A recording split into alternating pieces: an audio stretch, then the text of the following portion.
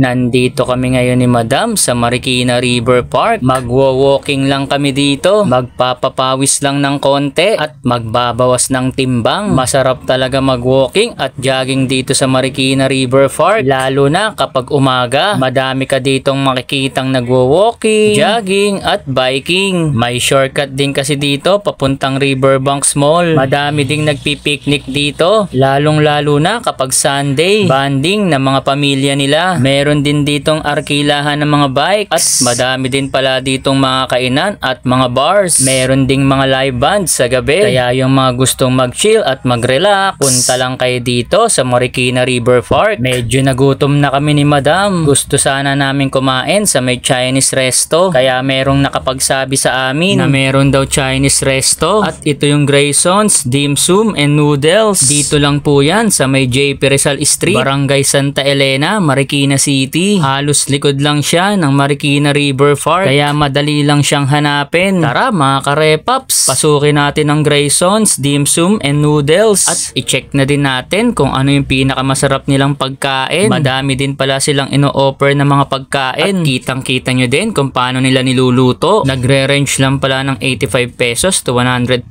pesos ang kanilang mga pagkain. Saan kang Chinese food makakakita ng ganitong presyuhan ng mga pagkain? Napakamura at kayang-kaya ng bulsa. Pangmasa talaga ang mga presyuhan. Open nga po pala ang kanilang store ng 12 PM until 10 PM Monday to Sunday. Nag-order na nga po pala kami ng kakainin. Waiting na lang po kami. At ayan, dumating na po ang aming order. Spare ribs with rice po ang aming in-order. Meron ding pansit canton at beef wonton noodles. Eto, masasabi ko sa inyo, na sulit talaga ang pera nyo dito. Bukod sa masarap na, solid pa ang serving at napakarami. Isa na ata ito sa mga nakainang kong Chinese food na mura. Lalong-lalo na itong beef wonton noodles. Napakaraming serving at ang sahog umaapaw. Hindi na ako makapaghintay na matikman. Kaya tara mga karepaps, i-first bite na natin yan.